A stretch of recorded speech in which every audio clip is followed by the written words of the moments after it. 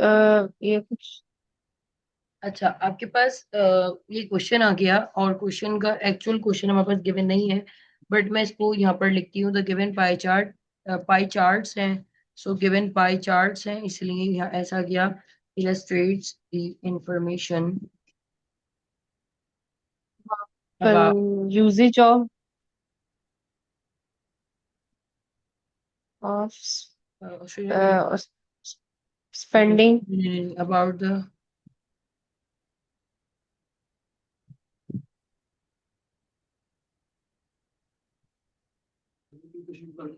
Criteria of spending, नहीं, criteria of consumer spending की जगह हम जो वर्ड लेकर आते हैं इसको हम देखते हैं। सवाल में क्या कह रहा है कि ऑस्ट्रेलिया के अंदर 1970 में और 1990 में कोई दो पाई चार्ट है: cars, fuel, restaurant, electronics, food, house hold item. The given pie charts illustrate the information about the criteria of spending को, और क्या कहेंगे, यूटिलाइजिंग।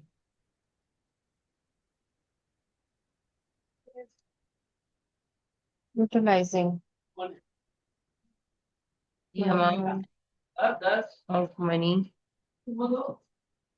ऑन डिफरेंट सेक्टर्स या different. Different sectors in 1970 and 19। 1990। ये question था। ये हमारे पास क्वेश्चन तो उन्होंने गिवन किया हुआ नहीं था, तो इसलिए हमने क्वेश्चन को मान लिया कि they have given this question to us. So आइए अब इसकी हम पैराफ्रेजिंग वगैरह करते हुए चलते हैं। ये क्वेश्चन है, अब हम इसकी पैराफ्रेजिंग करेंगे। तो W pie chart give the data about give the data about the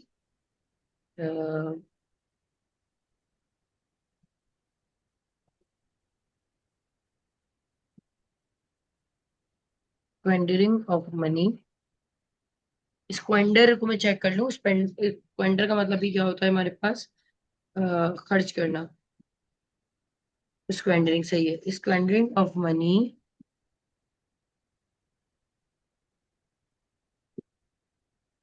by the consumer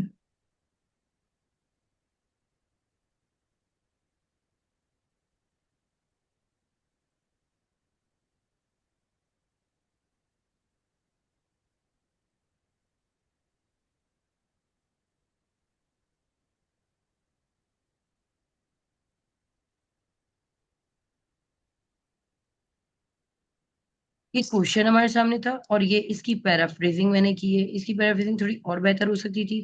the below pie chart gives the data about the squandering of money by the consumer, या by the consumer mindset कर लेते हैं, mindset ना वाले, by the consumer mindset on the behalf of some sectors, on the behalf of some Australian sector,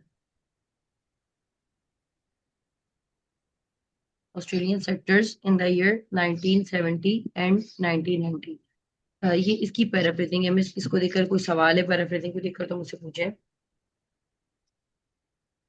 हमें spending का मतलब आपने बताया कि खर्च करना। जी, ठीक। इन्होंने हमें कहा है कि स्क्वेंडर का मतलब क्या है, स्पेंड। तो इसलिए हमने यहाँ पर स्क्वेंडर को लिया, वरना स्पेंड को ले ठीक। लेते। पर स्पेंड ऑलरेडी हुआ हुआ था, इसलिए हमें उसकी लिखने की जरूरत ही नहीं पड़ी। अच्छा, ये ऑस्ट्रेलियन है तो हमें कैपिटल से लिखना होगा, इसलिए इन्होंने धरना डाला हुआ था। ऑस्ट्रेलियन, ठीक है। जी ठीक है। Australian sector in the year 1970 and 19। 19।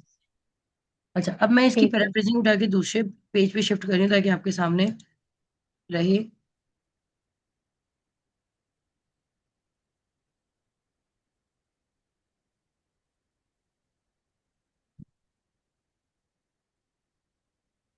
अब इसकी ओवरऑल जो है, अब ओवरऑल कैसे स्टार्ट होता है आपको पता है। Overall overall it can be seen. It can be observe that, overall it can be observe that. अब आप क्या ऑब्जर्व कर रहे हैं वो देखें जरा, एक मिनट। जी, it can be observe that. ये आपके पास सवाल आ गया। मुझे यहाँ पर ठीक। 1970 को अगर मैं गौर से देखूं तो मेजर क्राइटेरिया कार्स ने लिया है और लीस्ट है इलेक्ट्रॉनिक्स ने लिया है। It can be observe that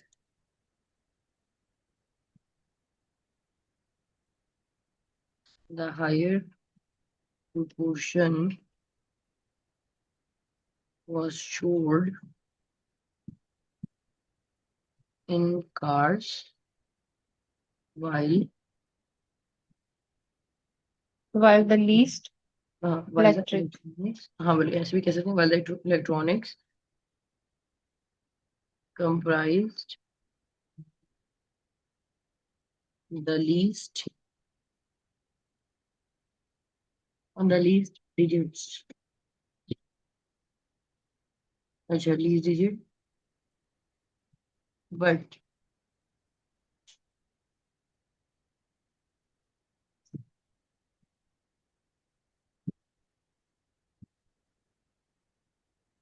but but से पहले में हमेशा फुल स्टॉप आता है और उसके बाद कॉमा आता है, इसका ख्याल रखिएगा।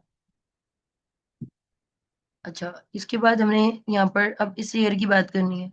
तो इस ईयर में सबसे ज्यादा नोटिसेबल पॉइंट मुझे ये लगा है कि कोई ऐसा सेक्टर है जो कॉमन रहा हो। आई थिंक एक भी नहीं है। But shows high proportion। हाँ, in the next graph, in the next year graph,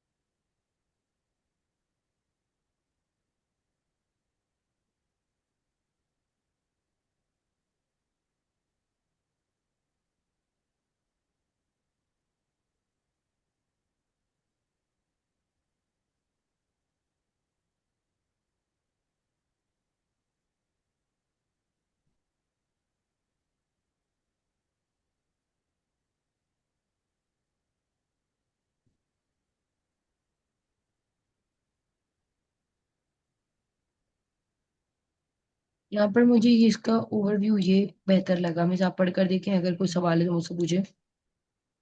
ma'am ये आपने इधर रेस्टोरेंट्स का लिखा, रेस्टोरेंट्स और ये जो दूसरा पाइप चार्ट है, रेस्टोरेंट्स और एक और चीज है, एक मिनट ठहरे, हाउस होल्ड, इनका सेम सेम है। हाउस होल्ड, और और, और हाउस होल्ड और रेस्टोरेंट्स का सेम सेम है। नहीं नहीं नहीं मिस, नहीं है। सेम। ये देखें, इस वाले में कितने हाउस होल्ड 14, यहाँ कितने 7। ये मतलब ये ये क्या चीज है? ये हाउस होल्ड आइटम है। हाउस होल्ड जो है ना ब्लू वाली, ये जी 14 जी। आती है कि 7 होगा, बहुत बड़ा फर्क आया है। अच्छा, ग्रीन में भी फर्क आया है। ग्रीन की तो यहाँ परसेंटेज ही नहीं है, क्या बोले, खैर सुभान अल्लाह हम इनको। अच्छा, ऑरेंज में भी देखें फर्क है। लेकिन मुझे ऐसा लगा कि जो रेस्टोरेंट है ना, वो ऑलमोस्ट सेम रहा है, 1% का इजाफा हुआ था। तो मैंने ये कह दिया, पहले सेक्टर में बड़े और छोटे सेक्टर की बात कर दी पहले ईयर के, और दूसरे वाले ईयर की हाँ। यानी लास्ट वाले ईयर के से मैंने ये बता दिया। But in the next year graph the the restaurant just rest moved by a little value in the observance of huge changes in the other sector। मतलब सिर्फ थोड़ी सी तब्दीली किसमें आई है, रेस्टोरेंट में, और बाकी बहुत सारी तब्दीलियां सब में आई हैं इन दी अदर सेक्टर। मतलब अगर आपने ये पहला पाई चार्ट देखा, उसमें 14% था, तो इधर नेक्स्ट में 7%, आपने उसको इसके साथ किया, ऐसे ही है ना? जी जी, इसको कंपेयर। मतलब सेक्टर टू सेक्टर लेके चलते हैं ना, इसको इससे, सेक्टर टू अच्छा ठीक सेक्टर। है।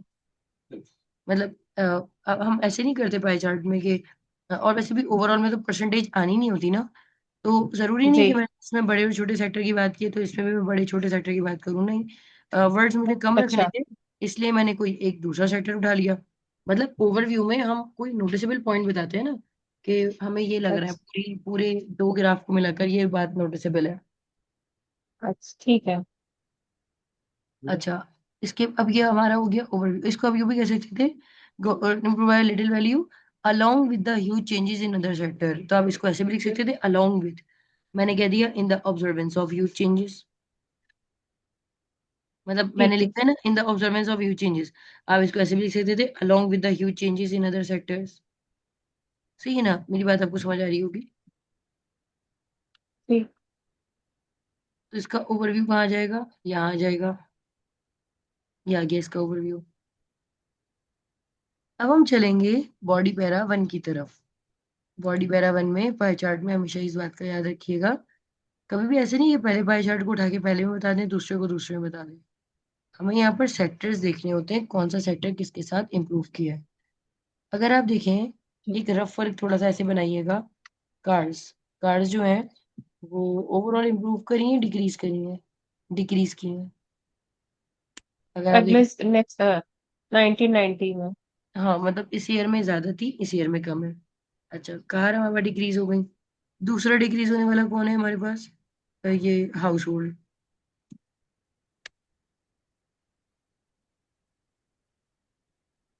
अच्छा, तीसरा डिक्रीज होने वाला कौन है हमारे पास, ये ऑरेंज वाला रेस्टोरेंट।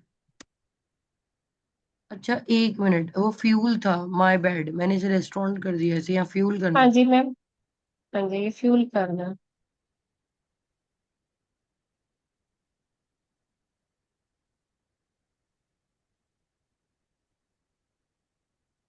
रेस्टोरेंट भी हमारे पास क्या कर गए, डिक्रीज कर गए।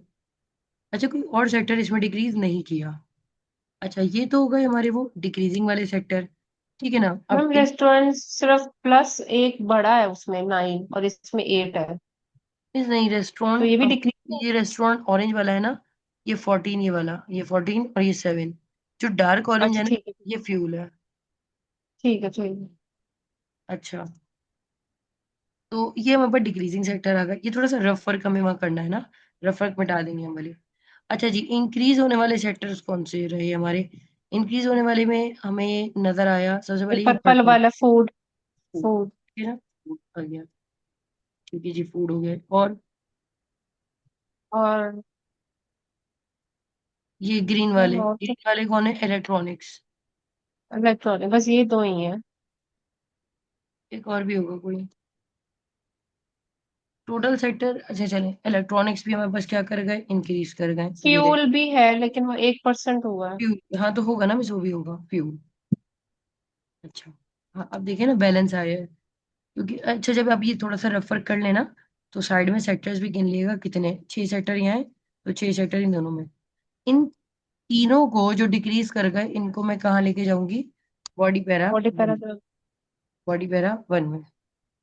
इनको कहाँ ठीक लेके है। जाऊंगी, बॉडी पैरा टू में। अच्छा, बेहतर ये होता है कि जो इंक्रीज वाला जो पहलू है, इसको आप बॉडी पैरा वन में रखें। क्योंकि कोई भी रिपोर्ट राइटिंग स्टार्ट होती है पॉजिटिव पॉइंट को लेकर ना, तो आप जो है वो थोड़ा सा इसका ख्याल रखिएगा। मैं थोड़ी देर को ये अज्यूम करती हूँ कि हमारे पास ये पैराग्राफ्स की सेग्रीगेशन हो गई। ठीक है। अच्छा, अभी ये रेफर हुआ हुआ है ना, अ, मैं इस क्वेश्चन को यहाँ से मिटा रही हूँ और थोड़ा सा यहीं पर बॉडी पैरा वन करके दिखाती हूँ।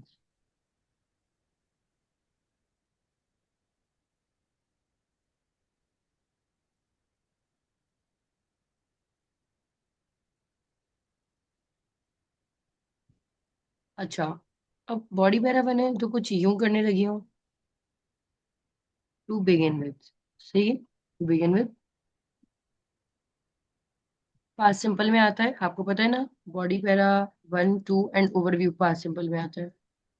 सिर्फ हाँ जी। इंट्रोडक्शन प्रेजेंट सिंपल में होता है, बाकी ये तीनों हमारे पास्ट सिंपल में होते हैं। अच्छा जी, आ जाए बॉडी पैरा वन को लेके।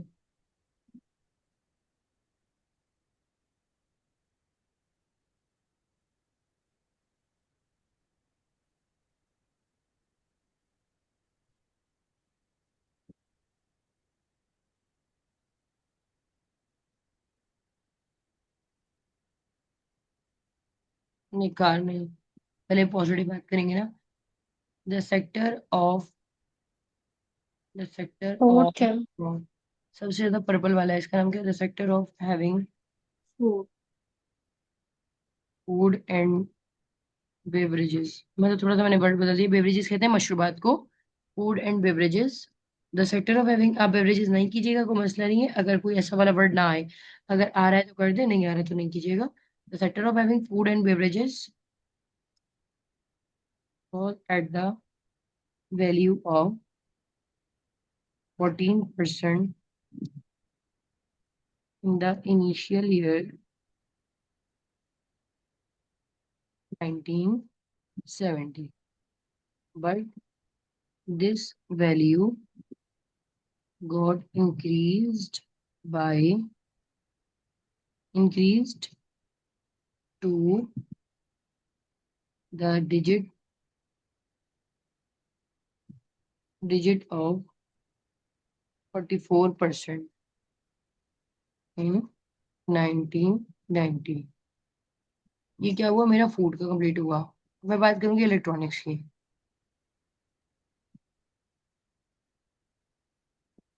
The electronics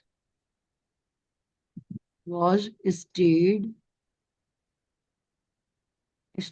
at इलेक्ट्रॉनिक्स कितने पे था, अब वहां तो वैल्यू ही नहीं है, आप इसको 5% समझ लें। फाइव ठीक परसेंट है। Initially.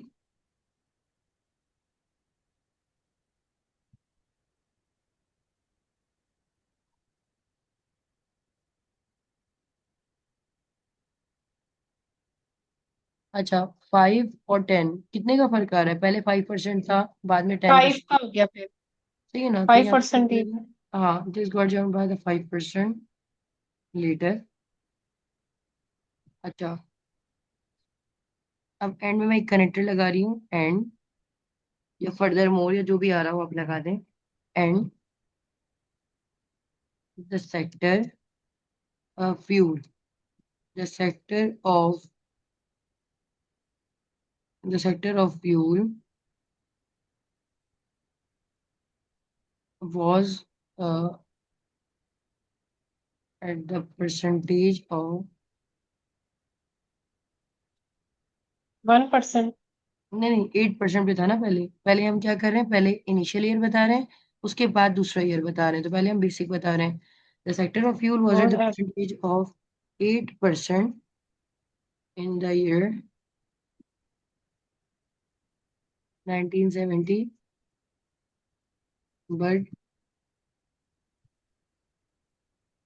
this value showed the positive change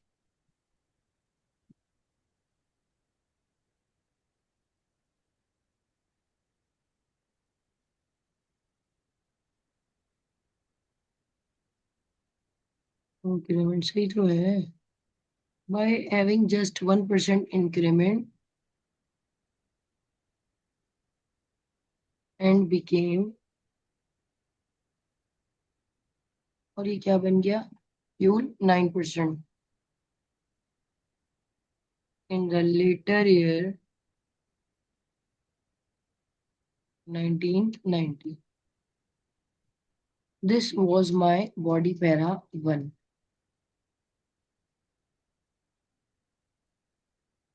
अच्छा, मैं इसको यहाँ पे उठा के लेके आने लगी हूँ, इसको हम जरा,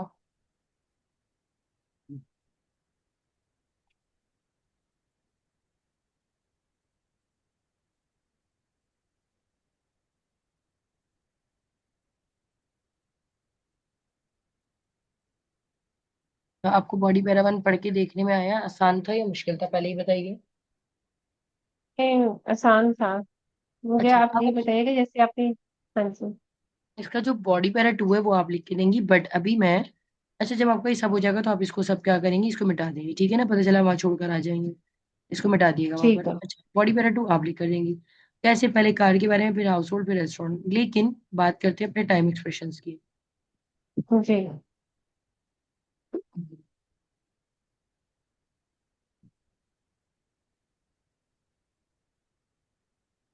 टाइम एक्सप्रेशंस बहुत आसान होता है। देखें, हम पहले किसी एक सेक्टर के बारे में बात कर रहे हैं, जैसे कि मैं ये थोड़ी देर को मिटा रही हूँ यहाँ से, ठीक है, इनका काम हो गया।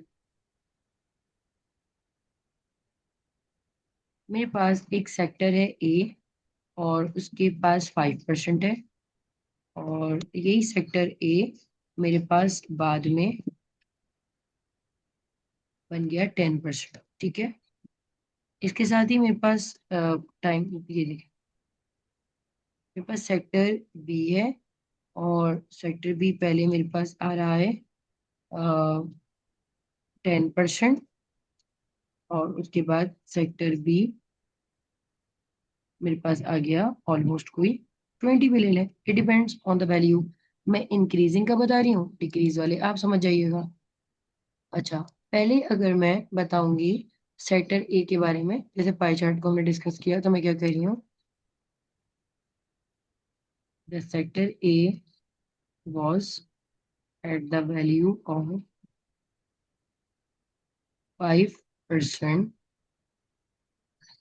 initially, and it got increased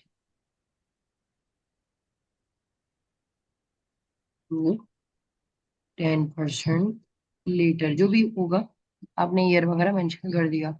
यानी एक ही जो है, पहले आपने बताया सेक्टर ए पहले कितने पे था, 5 पे था, और उसके बाद सेक्टर ए बाद में कितना हो गया, 10%। इस वाली अप्रोच को कहते हैं बेसिक अप्रोच। अब अगर मैं यही वाली बात बी के लिए करूं, तो क्या हो जाएगा, द सेक्टर बी क्या बनेगा, मुझे देखकर बताइए। 10%। नहीं, इस लाइन को मेरे साथ रिपीट करें, the sector B was at the value of 10% हाँ, initially, and later it initially got, miss एक मिनट रुको, रिलेटेड इट गॉट इंक्रीज होगा, इंक्रीज गॉट के बाद इंक्रीज वर्ड की जरूरत हो, इट गॉट इंक्रीज टू 10%। तो बी में क्या हो जाएगा, the sector B was at the value of 10% initially, and it got increase to to 20% later. 50% later. अच्छा तो ये मैम, लेटर बाद में लगाना है, पहले नहीं लगाना? नहीं, लेटर बाद में, जैसे हमने इनिशियली बाद में लगाया, ऐसे लेटर भी बाद में। ठीक है, ठीक है। ये हो गई हमारी ये बेसिक बेसिक अप्रोच। अप्रोच है। ठीक है, अब इस ठीक है। बेसिक अप्रोच को मैं उठा के एक जगह और शिफ्ट कर रही हूँ, ताकि आपके पास ये सामने सामने रहे। अच्छा, अभी मतलब हम एक ये बेसिक अप्रोच आप इस तरह से लिख सकते आप हैं? एक इस तरीके से लिख सकते हैं, ठीक है। एक आ जाती है डिफरेंस अप्रोच। जी, ये भी मैंने देखी थी डिफरेंस अप्रोच। डिफरेंस अप्रोच, ठीक है।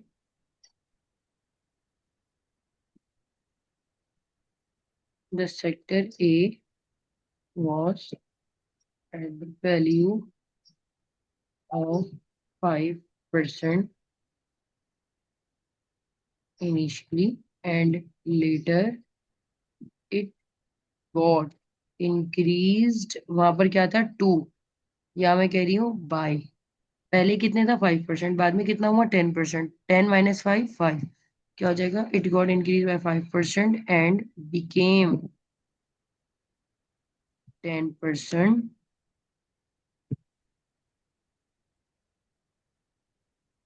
इन द ईयर, जो भी आएगा आपने इन द लास्ट ईयर, ये जो भी है। तो हमने क्या किया यहाँ पर, अगर आप नोट करें यहाँ पर क्या था, इट गॉट इंक्रीज टू, यानी उस तक, यहाँ पर कह रहे हैं इससे इतने परसेंट तक का इजाफा हुआ। So it got increased by 5% and became 10% in the year, in the latter year. Are you getting my point? ये सर। सो डिफरेंस अप्रोच को भी उठा के मैं वहां कर दूंगी।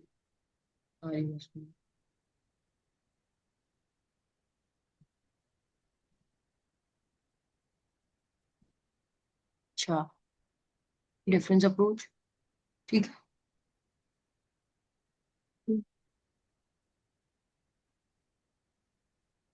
हम बात करेंगे अपने थर्ड अप्रोच की, that's called expression.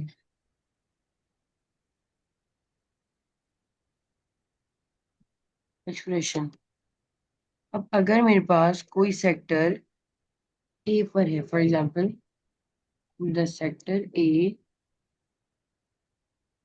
was at the value of 5% initially, and it got doubled by, अब मैंने इंक्रीज नहीं कहा, मैंने क्या कहा, एक्सप्रेशन लगाया, एक वर्ड लगाया, it got doubled latter year. अच्छा, तो यहाँ पर मैंने एक वर्ड ऐड किया, दैट्स कॉल्ड डबल्ड। अच्छा, अगर मेरे पास कोई हम्म। वैल्यू, मिसाल के तौर पर मेरे पास कोई वैल्यू अगर, 3 गुना ज्यादा होती है, थ्री हाँ, फोल्ड जिसको कहते हैं। जैसे हम कहते हैं मेरे पास कोई वैल्यू 3% थी और वो हो गई 9%, तो मैं क्या कहूंगी? जी। It got increased by 3 fold. ठीक। ओके। अगर कोई ऐसी वैल्यू है जैसे कि कोई 3 है और वो बाद में हो गई, समझ लें ऐसी हो गई, कोई बहुत ज्यादा बढ़ गई या ऑड या इवन में से किसी पे मल्टीपल। चली गई जिसका कोई टेबल नहीं आ रहा। अब यहाँ तो 3 के साथ 9 का टेबल आ रहा है ना, वहाँ कोई टेबल नहीं आ रहा, तो आप जी। कह सकते हैं it got increased by many fold. It got increased by many fold, ठीक है ना? बात समझ आ रही होगी। अच्छा, कोई मेरे पास वैल्यू थी 5%, और वो बढ़कर कहाँ हो गई? वो हो गई 25 पर। तो आपको पता है 100 में जी। कितने क्वार्टर्स होते हैं? 4 होते हैं। तो हम क्या कहेंगे? It was at the value of 5% initially and later it became a quarter with having the value of 25%। खाली ये मत लिख दिएगा इट बिकेम अ क्वार्टर, मुझे पूरा लिखना होगा it became a quarter with having the value of 25%। मतलब, ठीक है। अच्छा, अगर कोई खाली वैल्यू, क्वार्टर नहीं लिखना। खाली क्वार्टर नहीं लिखना, क्वार्टर के बाद आगे पूरा मेंशन भी करना है, quarter with having the value of 25%। अच्छा, ठीक है। अगर मैंने ये लिखा कि अगर कोई मेरे पास वैल्यू 5% थी और वो अब 23 हो गई, तो मैं क्या कहूंगी? ऑलमोस्ट अ क्वार्टर, ऑलमोस्ट ज़ाहिर है, almost a quarter with having the value of 23। अगर कोई वैल्यू मेरे पास 26 या 27 तक चली गई, तो मैं क्या कहूंगी? With just above the quarter with having the value of 26%। बात ये वीडियो में मैं बता चुकी थी पहले भी, ये थोड़ा सा आपको रिकॉल हो रहा होगा। अगर मेरे वैल्यू थ्री ठीक है। परसेंट बाद में अगर 50% हो मैम गई, अगर ये वैल्यू नीचे जाए, हाँ जैसे ये है तो वो बताऊंगी 50% और कम। मैं सभी बताती हूँ, एक मिनट रुकिए, उसको आपको वाला सवाल बताती हूँ।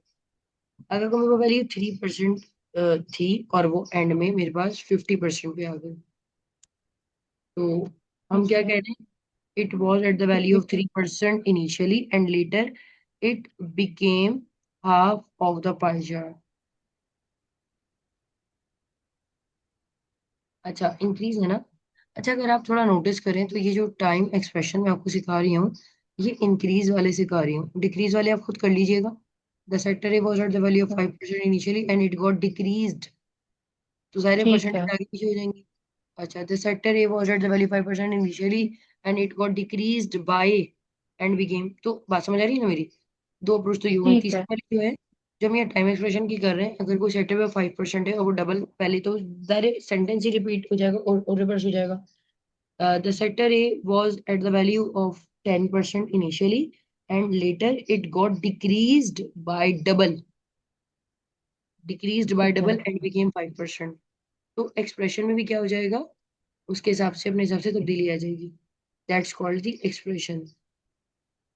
अच्छा, सबसे ज्यादा इनमें ज्यादातर ये वाला इस्तेमाल होता है कि अगर कोई वैल्यू 3 पे थी और ऐसे टेबल पे चली जाती है, लाइक 19 पे चली जाए, अब ना तो हम्म। वो odd में ना इवन में, so it got decreased by या increased by manifold and became 19%। Are you getting? और फिर उसके साथ आपने डिक्रीज लगा देना और साथ मैनिफोल्ड लिख देना। It got decreased bye manifold and became 19%। ठीक है। ये जब आप वीडियो देखेंगी ना, इसके बाद आपको क्लियर समझ आ जाएगा। Okay, so the third approach is called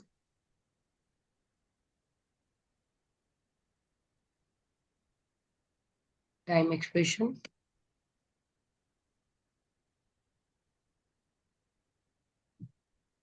अच्छा, इसका नाम ही एक्सप्रेशन वाली अप्रोच है, इसका नाम ही एक्सप्रेशन वाली है। अच्छा, सो अब आपने देखा यहाँ पर, ये हमने टाइम एक्सप्रेशन को कैसे डिटेल में देखा, and the last one is, समझ ना आए तो आप मुझसे पूछ लीजिएगा। अच्छा, मैम अभी तक हमने एक बेसिक अप्रोच की, डिफरेंस अप्रोच की, और एक्सप्रेशन, एक्सप्रेशन, तीन कर लिए, और एक ये रिस्पेक्टिवली है। ये भी रिस्पेक्टिवली बहुत को, ज्यादा यूज होती है। हाँ रिस्पेक्टिवली को अकॉर्डिंगली भी कहा जाता है। ठीक है। ठीक है, अब तो देखिए इसका यहाँ मतलब के पे, मुताबिक है। ये ऐसे सेक्टर्स के लिए अप्लाई होती है जिन सेक्टर्स में बहुत ज्यादा फर्क ना हो, यानी करीब करीब के हो। अब जाहिर है आप इंक्रीज अच्छा वाली ठीक है। बात कर रहे हैं और आप पाई चार्ट में किसी, जैसे मैम ये, जिसमें ये रेड रेड में था 8 और 9, ये बहुत कम था। हाँ जैसे 8 और 9 है ना, अब मैं इनके लिए अलग से एक अप्रोच लगाऊं और इसके जैसा अगर एक और कोई आ जाए फिर मैं उनके लिए एक अलग, तो नहीं, ऐसा नहीं होता। जो ऑलमोस्ट सेम सेम ठीक। वैल्यूज के होते हैं ना, उनको फिर ऐसे निपटाया ठीक। जाता है। इसीलिए अब अगर मैं आपसे यूं कहूँ कि सेक्टर ए और बी को अगर आप गौर से देखें, जो कि इस वक्त के करीब आ रहे हैं, तो इनमें बहुत ज्यादा फर्क नहीं है। पहले ए 5 पे था, हम्म। बी 10 पे था, फिर ए 10 पर आ गया, ये 20 पे आ गया, बहुत ज्यादा फर्क नहीं है। उसको हम यूं कह सकते हैं।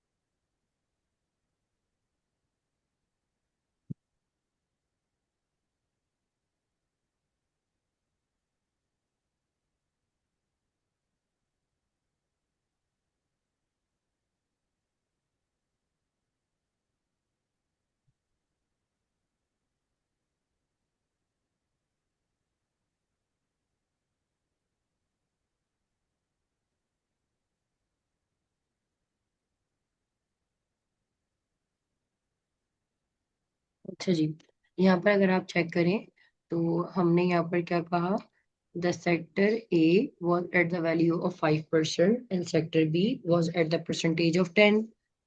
इनिशियली कर लें यहाँ पर, initially, but later they became 10% and 20% respectively। Understood सी बात है। पहले मैंने कौन सा सेक्टर डिस्कस किया था, ए की कौन सी ए। वैल्यू, 5। तो यहाँ पर जो मैंने दे, इन दोनों को दे कह दिया, और दे के बाद जो पहली परसेंटेज आई वो भी ए की आई है, ठीक है। और उसके बाद यहाँ पर 10% किसकी थी, बी की। तो यहाँ पर 20% भी किसकी, बी की। एंड में जो मैंने रिस्पेक्टिवली लगा दिया, मैं यहाँ पर अकॉर्डिंगली भी कह सकती थी। Are you getting my point? Yes. तो इसको कहते हैं रिस्पेक्टिवली की अप्रोच। सेम सेम के सेक्टर्स जो होता है, यानी सेम सेम सेक्टर्स को अलग अलग कौन डील करे, तो इनको एक साथ निपटाने के लिए ये कहा जाता है।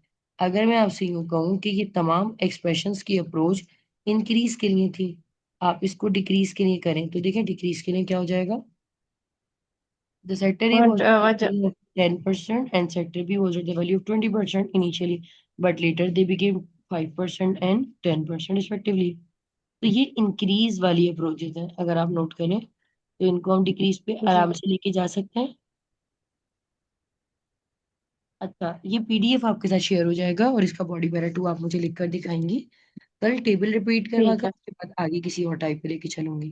ठीक है मिस, ठीक है। इंशाल्लाह ठीक। मुलाकात होती है। अल्लाह हाफिज। मैम मैम इसके अलावा भी अगर आपकी कोई इसकी वीडियो है ना पाई चार्ट की, जिसमें मैं वो भी भेज दीजिएगा। मैं आपको पहली भेज वाली तो मैंने देख ली है। मैं भेज देती हूँ। वैसे आप इस वाली वीडियो को दोबारा देखेंगी ना, तो आपको ये समझ आ जाएगा। ठीक है। ठीक है। ठीक है। ठीक है। Thank you. ओके।